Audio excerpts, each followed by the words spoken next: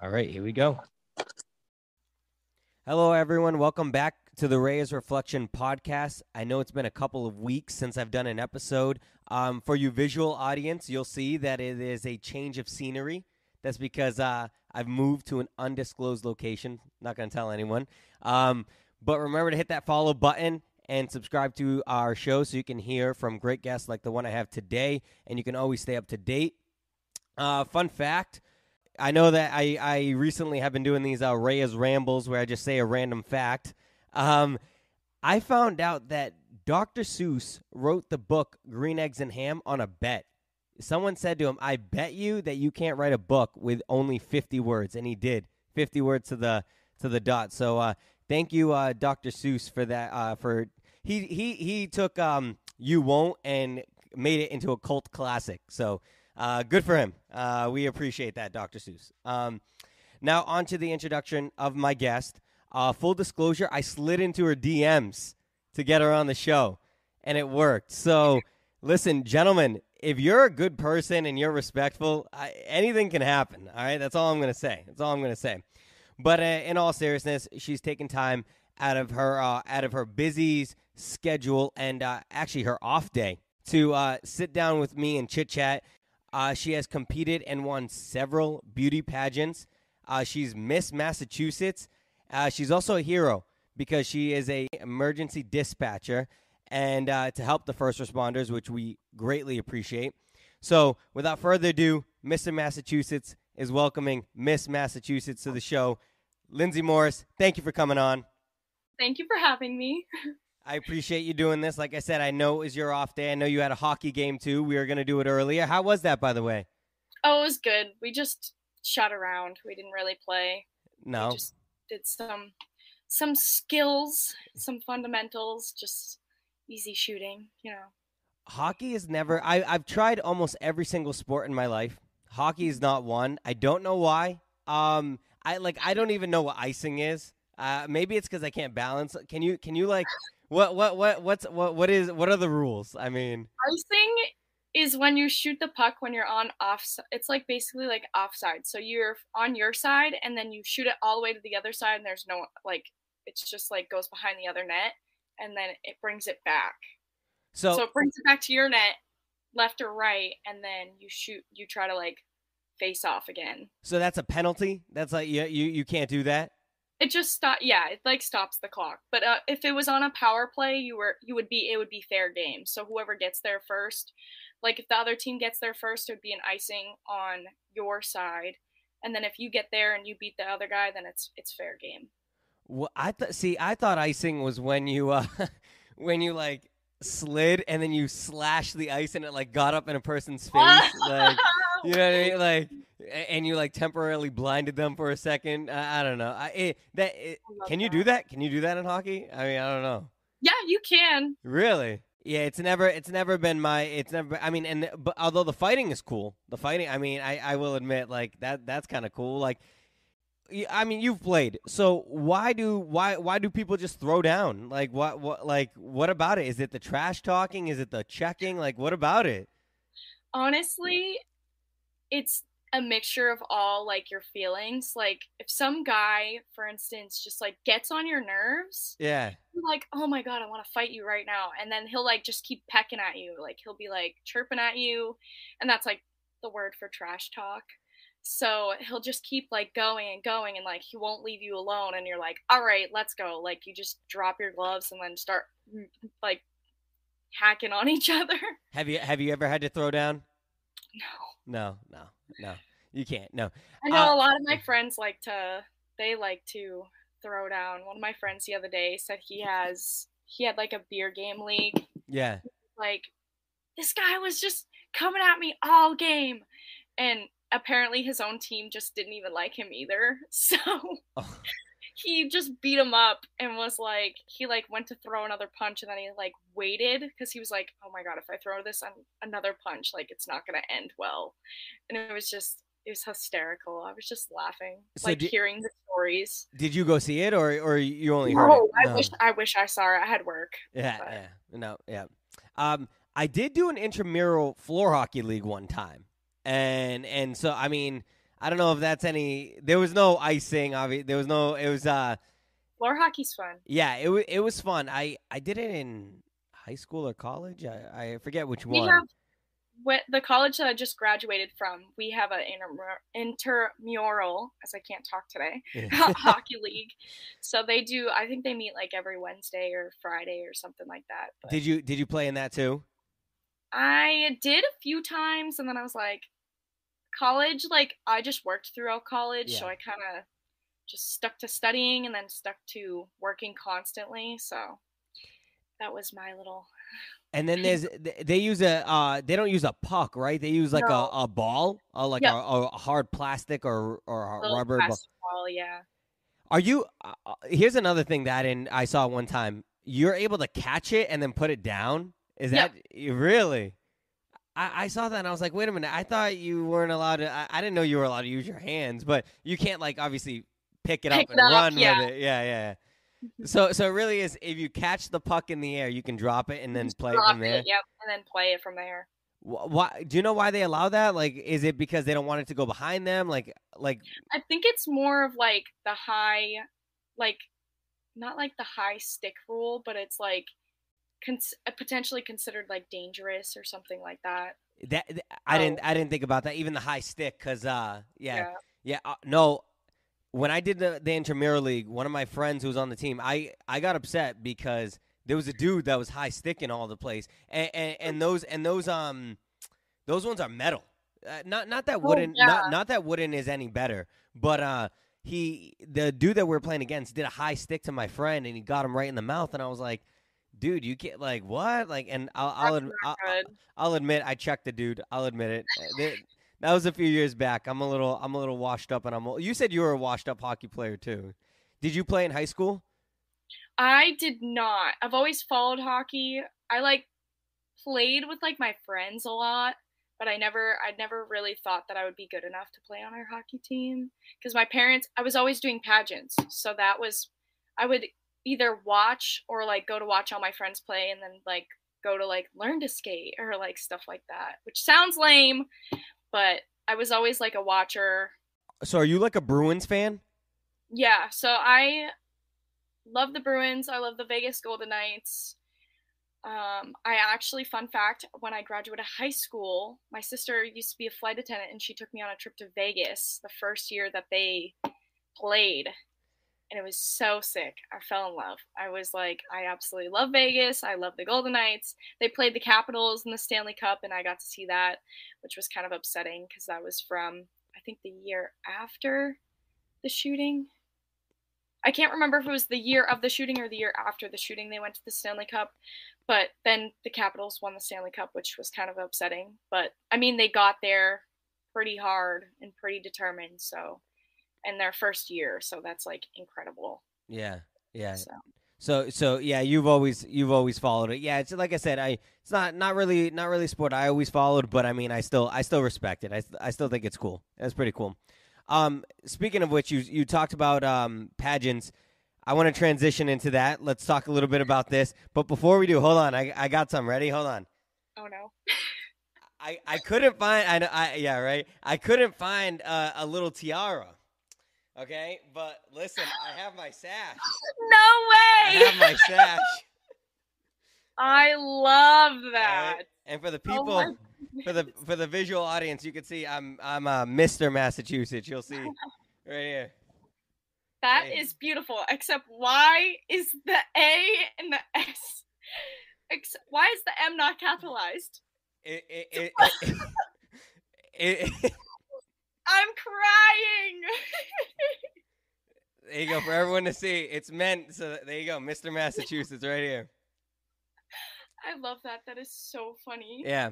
So, so there you go, Mr. Massachusetts. I couldn't find my tiara, but I found my sash, all right? Made out of Charmin toilet paper. Or is it Charmin? I'm not sure. But anyways, now I'm ready. I'm ready for the rest of the interview.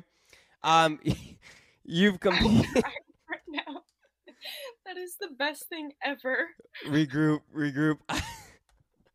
You have competed in several pageants, and you've won a ton. So how old were you when you started to compete? So when I first started, I was 12 years old. I competed for an organization called National American Miss, and originally I got a letter in the mail, and it just invited me like, "Hey, come interview with our like organization. It's going to be held at this location." And it actually was held in Tewksbury Okay. at like a Holiday Inn, and I had no idea because originally I'm from Foxborough. So I was never up in this area, and then I went. I just talked about. They were just like, "Oh, be yourself." Just I had no idea what I was interviewing for. I just went, and they showed us this crazy video of like girls being like crowned and just talking about self-confidence and integrity and determination and goal setting. And I was like, "Wow, like this is something I've never done before or even heard of."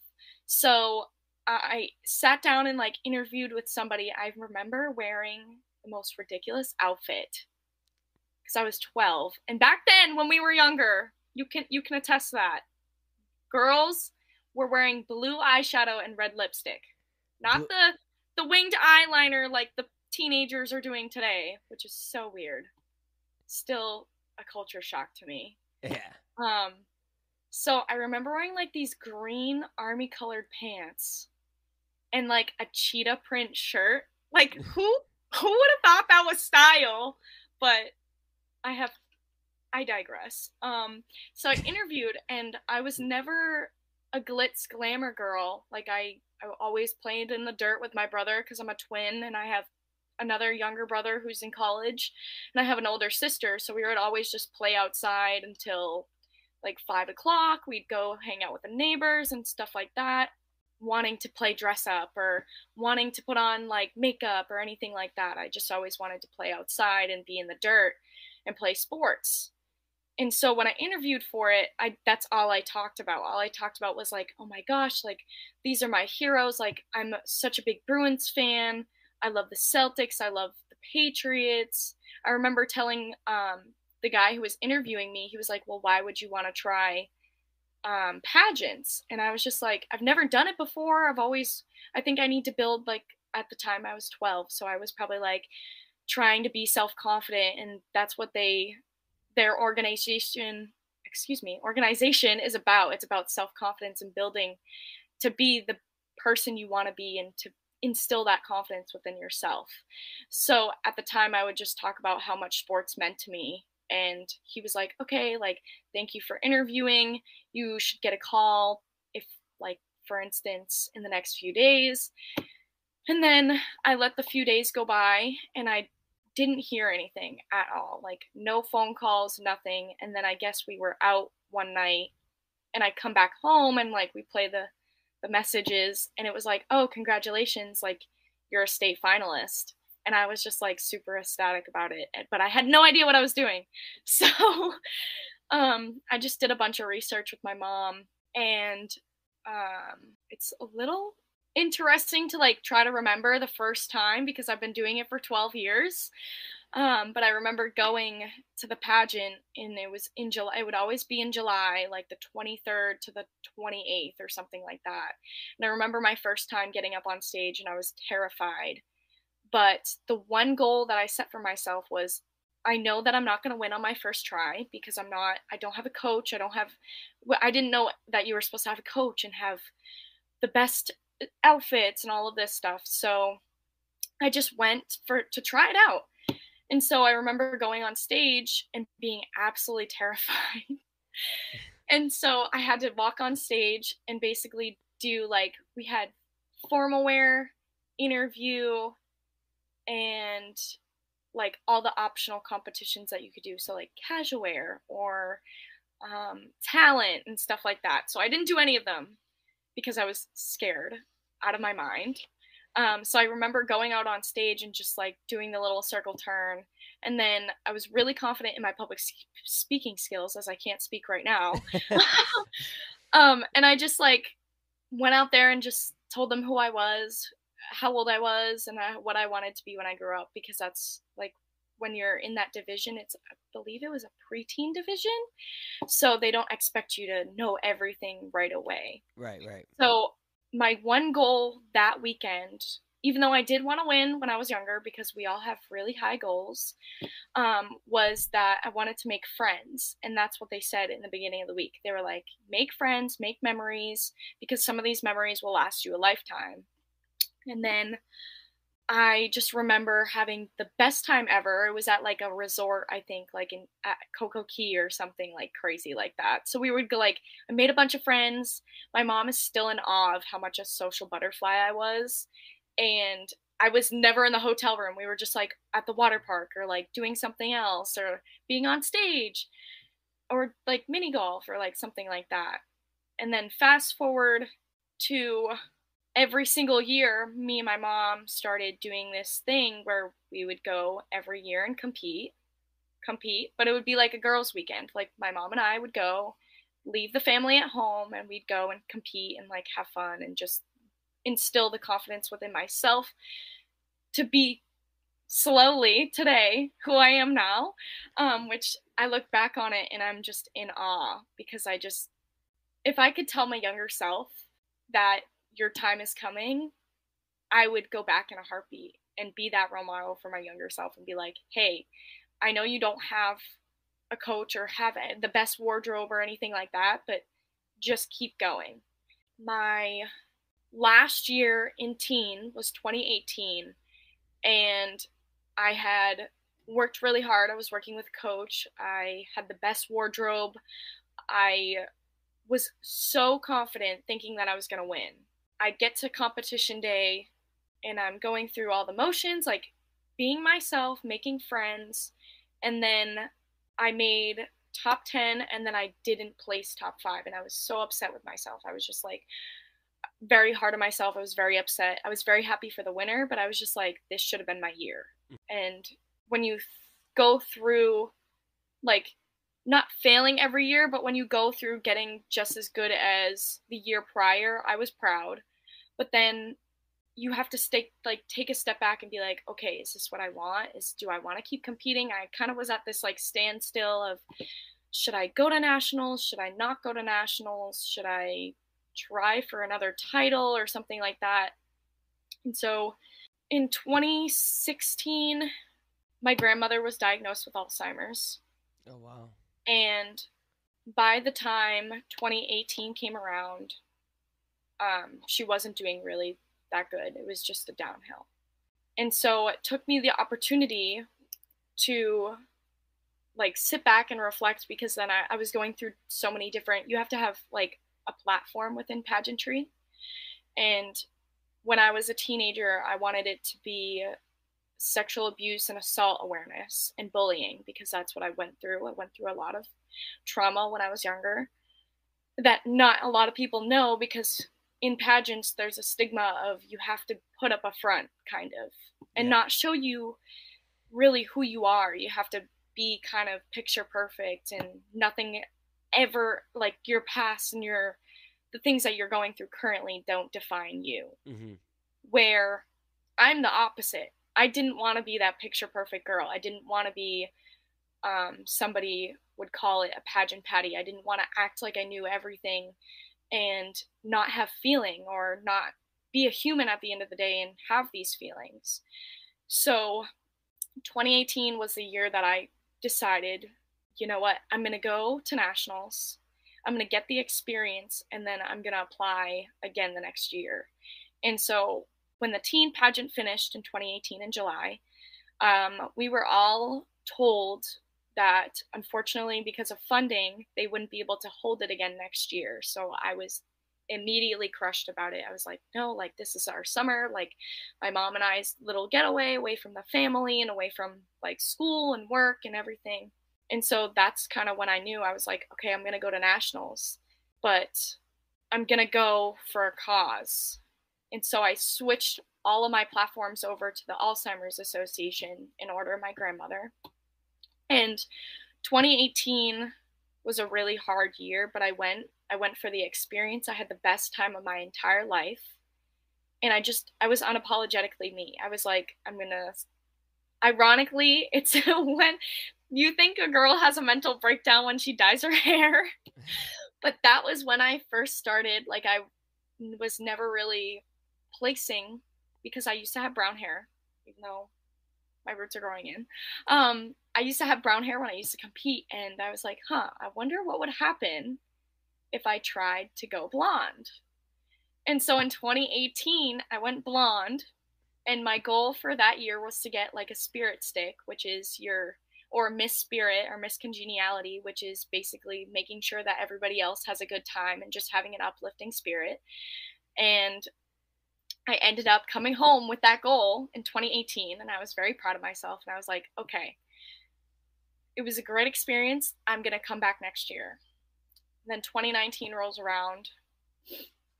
I am very confident. I'm like, okay, not sure if anyone else is competing. It was application based. So I did an interview.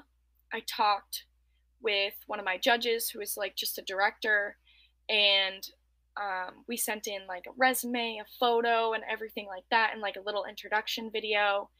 And I was so convinced that it was going to be my year, because if it wasn't last year, it's got to be this year. And so 2018, it was kind of a messy year for results, because 2019, sorry. I immediately got the results. I applied in January. I think the deadline was May, so we didn't hear until May, June. And I was like, okay, I feel really good. Like, I've been praying, I've been journaling, making sure I'm feeling my best. And that's when I knew that it was going to be my year. But then I started, like, when you're in tune with God, and like, I'm not trying to get religious or anything like that, but no, share what you want to share. I am very, like, I think everything happens for a reason. Like, people coming in and out of your life, like, whether you fall down, you get back up. So when I was in this moment of trying to wait for these results, I kind of had a feeling like, as much as I wanted the title and I wanted to do so good, it was kind of a like, you need to step back and realize that if this is for you, it will come to you. And if it's not your year and not your time, you just have to wait and try again. So I was fully convinced that I was going to win. I was like, there's no one else competing. There's no way that, like, I had a perfect interview. I was like, there's no way that I can't win, like, I was so set on winning. And I think it was the part of, I wanted to win for the wrong reason, because I was just so set on, getting that red banner, because there's different types. So in 2018, I was Miss Foxborough, it was a blue banner. And in 2019, I was awarded a City Queen title, which is also a blue banner. And I decided to go as Miss Boston, because I thought that it was a setback, sure, becoming first runner-up again, or going from, I think I was second runner-up my first year, and then I was first runner-up in 2019. And I was like, you know what? I'll go as Boston, because I went as my town my first year, and now I'll go as my city. So I'm like, and then it was a really hard year, because nationals were in November, and I was already very kind of upset of like, why wasn't it me? And so I'm preparing, I'm working with a coach this year. I'm just working really hard. I'm saying this is going to be like, I'm going to be unapologetically me. And by the time September, this was also, I think, my second year into college. So by the time September rolled around, my grandmother wasn't doing good at all. And I just was really emotional all the time. And then nationals rolls around a month later, Thanksgiving week, and my grandmother passed the 3 to 5 days before nationals. And it's okay. I was a train wreck. I hit the lowest point, really, of pageant, school, stress, and just like all of everything that was on top of me. I just got very, very overwhelmed, and I was like, do I even want to compete? Do I want to go? Do I not want to go? And then I was in a lot of prayer from the point of losing my grandmother to now, which is good. So I kind of stepped back and I was like, is this something I want to do? Do I want to go to compete? And she was always my rock. She was my best friend. She was the one who always told me I was going to become Miss America one day. And to this day, like, I still think maybe it will hold true. But I still to this day, like, I miss her every day, but I took that as a realization and I went to nationals and I was like, everyone told me, like, you don't have to compete if you don't want to. But I was like, well, if she was here, she would want me to compete and she would want me to be my best version of myself. Mm-hmm. So I took that opportunity. I went to nationals. I set out a few goals of placing top 12 in the nation, getting a spirit stick again, and then also winning the People's Choice Award. And going to nationals, I had the time of my life. I met so many new people. I went as Miss Boston, which not many people can say. And then I made all of those goals come true. And I kind of think that was her being like, you did that. Like, good job.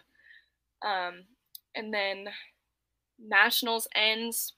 I come back to real life. And I told myself I was at another crossroad of a few months to go by because it was in November. So I was like, okay, I have 2 months to decide if I want to stop and not potentially ever win a state title, or do I keep going? And I was like, you know what? If I've had a set of tragedy happen, then maybe something will be like a triumph. And so I was like, this is going to be my last year competing. And if I don't win, then I'm going to retire. And if I do win, then I'll just keep going.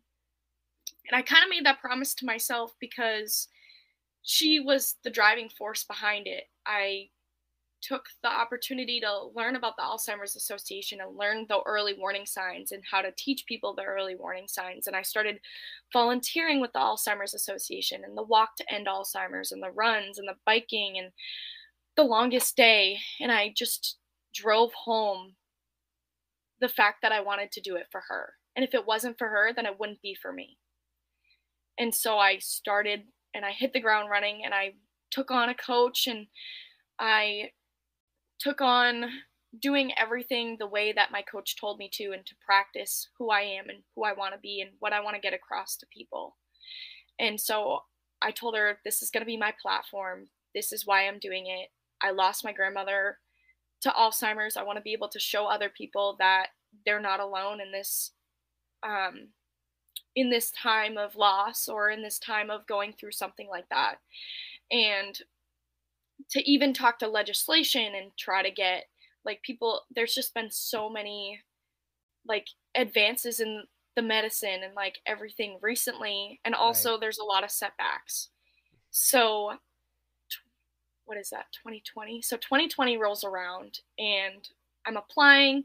I feel really good. I've been praying. I've been journaling. I've been visiting her, as morbid as it sounds. I've been visiting her grave site every single day, just praying for love and guidance and peace and prosperity, and just to have I would talk to her every single day and just explain like, this is how I'm feeling. Please just give me this opportunity. I want to be able to share your story and also share, she left my grandfather because he's still here today, but she left her sweetheart behind. And so I wanted to just keep her story going and also let him know of how proud I am of him to keep going at this time. And so the results come around about June, and I did my interview, and 2 days later they got back with an email and they were like, oh, we want you to go on another Zoom call. And I was terrified. I was so scared. I remember putting my friends on FaceTime on my phone and just putting my friends on mute. And I low-key had a headphone in.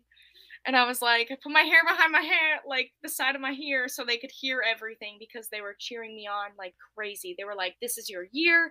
You worked so hard for this. Like, there's no one better for you. Like, this is your year. You've prayed so many times. You've gone through this horrible tragedy and this time of loss, and this is going to be your make or break moment. Mm-hmm. And so I get on the Zoom call, and it's my director who I've known for years, and I'm like, hey, like, how is everything going? I'm thinking it's fine, like, it's me. And she goes, it's me or this one other person. She goes, it's a tie. I'm sitting here like losing it. I'm like trying not to show like any feeling. I'm like, okay, like, thank you for letting me know, like, trying to be really calm while all my friends are screaming in my ear like, oh my goodness, what is going on? And I'm sitting there and I'm like, okay. And the queen at the time, who I got to know over the past year when we went to nationals together, is sitting on the group FaceTime call as well. And she's wearing her red banner, which is the state title.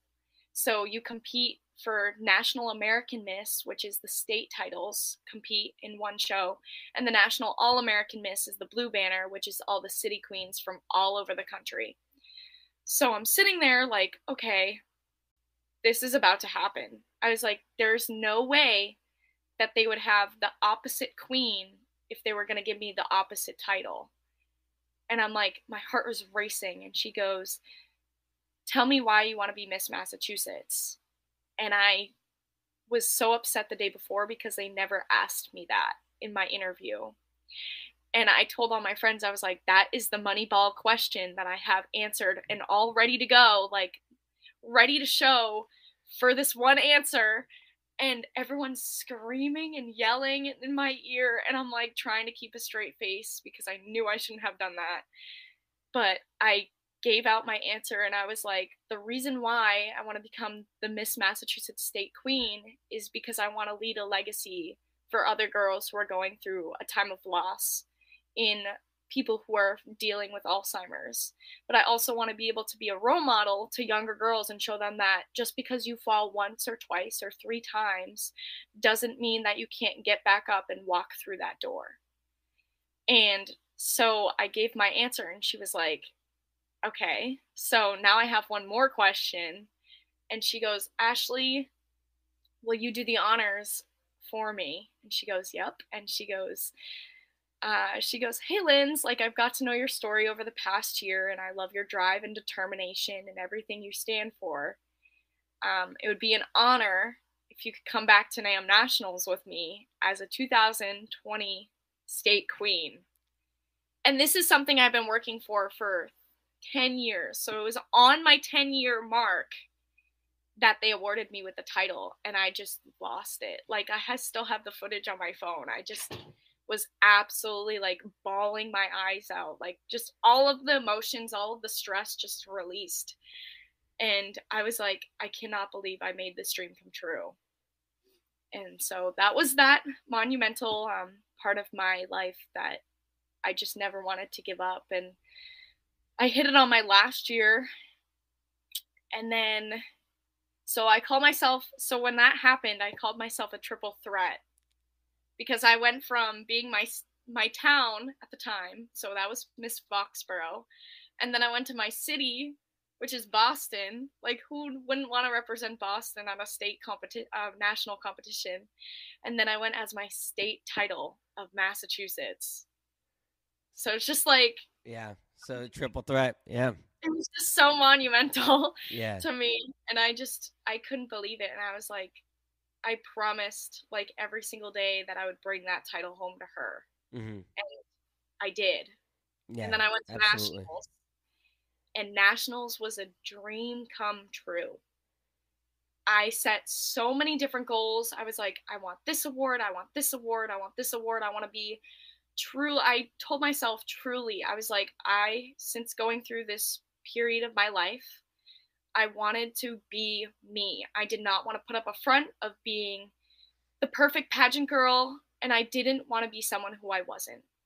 And once I stepped foot at Orlando in Florida, I knew that that's who I wanted to be. I wanted to be me, and I wanted to show people that I can have a stupid laugh, or I can play sports and do pageants and also like be weird and kooky and just like myself. Yeah. And taking that opportunity, I walked away with, I think, 7 awards nationally and a placement. And I took home People's Choice again, and I took home top 12 in the nation again. And I was just ecstatic. I was so proud of how I competed. I was feeling so beautiful in the gowns that I was wearing and my wardrobe. And I just felt so confident, and I knew that that was me. I knew when I left that stage, that was who I was and who I wanted to become. Right. Then COVID hit. Lovely. Yeah. Yeah. Wow. That's definitely a lot to unpack. I definitely, when I hear it how you got the bonding experience with your mom, how you were able to kind of build that relationship with your mom. Yeah. I think it's incredible and remarkable how you were able to still get the spirit stick despite the fact of all those punches in the gut and those obstacles that you were facing, because it's so easy to be so down, but you were like, no, I'm going to go ahead and I'm going to still be uplifting and be positive despite this fact. And I also want to commend you for just being successful because you were you. A lot of times, a lot of people, even off camera, when we were talking about this, like you coming on the show and things like that, I was like, you just be yourself, like be silly, be goofy, like who you are is who you are. And I definitely saw the range of emotions, even as you were sharing that story of how happy you were to get those accolades, but the tough stress and the struggles and the loss and the pain that you felt before you got there. So congratulations, because I think a lot of the times not many people hear these stories and hear the journey of how you got there. They just see, oh, Miss Massachusetts, oh, Miss Boston, Miss Foxborough, good for her. And they don't and that's one of the things I love about this podcast. I love how I'm able to just talk to people, get to know the ins and outs and understand it, rather than just being like, oh, cool, yeah. I mean, as I said to you, and as I've said at the beginning of the episode, it's not every day I have Miss Massachusetts on my show, but hearing your story about it is definitely worth it. And for what this is worth, you may get to Miss America at some point, but you will always be your grandmother's Miss America. For what that's worth, I mean, you have to, there's some validity with that. So, and I definitely understand the loss of a grandparent. My grandfather meant the world to me. I have a tattoo of him on my arm, and so it's one of those things where that legacy, you doing that, and you carrying it on, and you being persevering through that, that's the legacy. That's what will be remembered. So, you definitely have a fan in me. You have a fan in me. So good job. And also, I plan to get a tattoo for her too. So yeah. Just like, it's crazy to me because I feel like you have to be yourself. Like, you can't just, like, I see so many girls, and it might be an unpopular opinion, but so many girls compete just to get the title. Yeah. And so many girls compete because they just want to have so many crowns and banners. But at the end of the day, it's not about the crown and banner. It's about the person who's wearing it. Right. And that's what I also said in my interview. And after that year, and then going into COVID, after going to nationals and then having COVID hit, it was like super high, and then straight back down. Because once after nationals, I was like, I'm closing a chapter, or a full book really, of just like, it's been 10 years of my life. Now what do I do? And I thought about retiring, and I was like, you know what? I'm going to apply for another title and see what I can do with it. And then I went for another title, and I got it.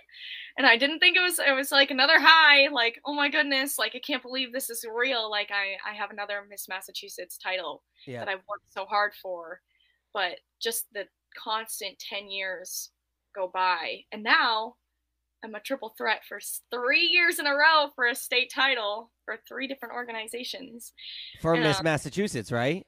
Yep. So I'm the current Miss Massachusetts Volunteer America, which is a stemmed organization from Miss America. So it's basically before Miss America became scholarship based and not about like swimsuit or formal gown or anything like that. It's basically all three of those things plus talent thrown into an organization. And let me tell you, going from COVID to graduating to my last semester as a senior and going to a pageant that was the first ever inaugural pageant for, when I won that title back in, I think February is when I found out. It was eye-opening. It was a new organization. I had no idea what to expect, but it was just that fire of excitement again to try something new and to be myself and to try new things and have a different like I kept my platform as Alzheimer's Association, but it was just how you branded yourself. And I have never in the 10 to I think it's 13 now. I'm losing my years because of COVID. It's been 2 years and I'm like, whoa. Yeah. I have never in my entire pageant career had a full week of just excitement. Every single day was just, it was rehearsals. They were long days from 8 to 12 o'clock at night. But once we started competition, it was one of the funnest weeks of my entire life. I learned so much about myself. I learned about all the other girls competing. I tried talent for the first time, which I have never ever had a talent. I'm not a talent girl. Nope. What did you try to do? What did you try? So I just spoke. I spoke about okay. law enforcement and wanting to help find missing kids in my future. Yeah. And that was the first ever time that I stood on stage with a microphone and just spoke from the heart. And I had a blast. I set the goal of making sure I had fun on stage, but also had fun off stage. And it was held in Jackson, Tennessee. And so the first 2 nights that I went previous to the pageant, I went out in Nashville, and I've never been to Nashville before. And it was just a blast to go travel and spend the night in like some crazy city that has amazing food, amazing music, nightlife. And then it was straight to Jackson, Tennessee, 2 hours away, in a town that they just had so much love for this organization. And the directors were so involved, and just everyone on the board like wanted us to succeed. They wanted all of us to win. And the person who won, Alexa, best representative ever. Our whole group was just, we were sisters. We were helping each other backstage. We were like sitting all together eating. It was just like something that I have never ever like the sisterhood of pageantry I have never experienced except for this past year of being with a group of 50 girls for a week straight, sharing a hotel and a hotel room, and just being with each other 24/7 for 7 days was just such an uplifting experience because everyone's different. Yep. And if I could relive that pageant experience minus like going through my 10 years, which still means a lot to me, I would go back in a heartbeat because that was the best week of my life. And then after nationals, I graduated college, and it just hit all at once. Like everything, I went to nationals, I graduated all within a week. And then the week after was my birthday. And then I was stuck at my old job, which I used to love. Was there for 2 years. I used to work for the Sherwin-Williams Paint Company, but it was my job to get me through college. And then I applied for a dispatching position as like a whim. I was like, oh, it's dispatch. It's nothing too special. And I interviewed the day after I got back from nationals. And then I got my offer letter on my birthday. And then they called me, and I was like, absolutely. And then I quit my job the next week. And then I didn't hear back, or I didn't start until the 27th of June. So I was like, everything is just hitting so hard right now. Like such good positive vibes and affirmations and everything. It just like went so fast. So I'm like at a sit of bliss right now. Right. Well, I mean, that's good. A lot of times you have to go through the rubble and kind of come out like, kind of come out baptism by fire type of deal. You have to go through the tough times to end up for the finished product. A lot of times people, like I said earlier in the episode, a lot of times people don't see that stuff. They just see the finished product and they think, oh, I want to get there. I want to get there. And they don't see the hard work or even just like the ins and outs, the everyday that a lot of people just don't really understand. Even myself, like I don't understand pageantry things. I think it's cool. But yeah, there has to be a lot of things, whether it's personal insecurities or insecurities that other people have projected onto you, self-doubt, just a bunch of things that could potentially hinder the success of that. But I'm glad that you were able to persevere and work through that. So I want to ask you, do you see yourself competing in the future, or do you think for the time being, it's just one of those things where you're playing it by ear? Like what's next for Lindsey in terms of pageantry competitions? So I thought that after this experience, I would potentially retire, but my director right now was like, you can't retire.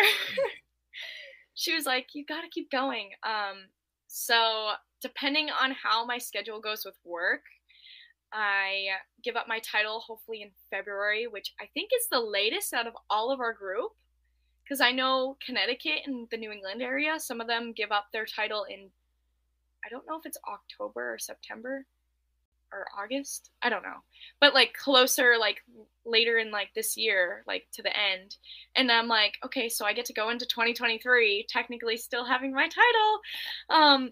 But I think I'm going to compete. We have, at our farewell, we have like a little smaller pageant. Mm-hmm. So I think I might compete for one of those titles, which is like a local title. So it would be like Miss Sunflower or something like that.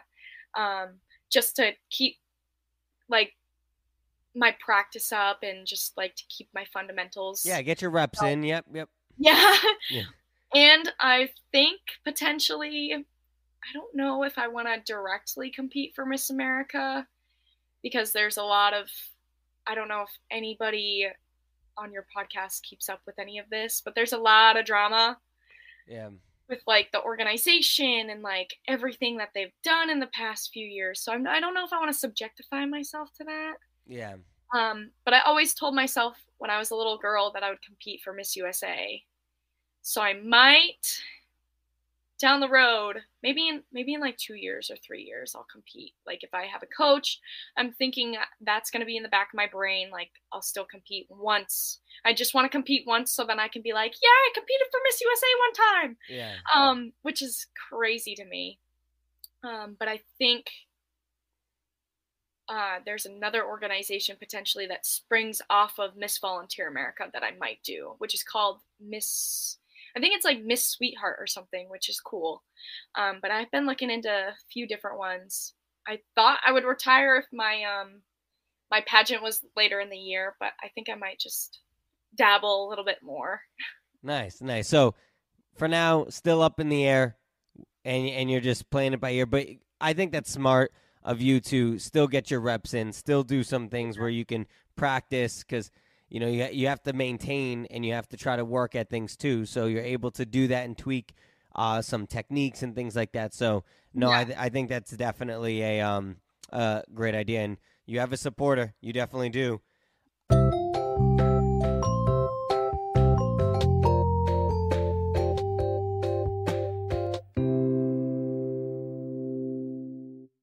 Lowell, stand on up for the second annual Billie G 20K Classic. It's going to be taking place on August 12th to the 14th at Lowell Catholic. It's a great event for a great cause. There'll be a dunk tank, video game truck, face painting. I'll be there, and much more. I'm looking forward to this fun and exciting weekend, as should you. So come on by for this event in honor of Billie G.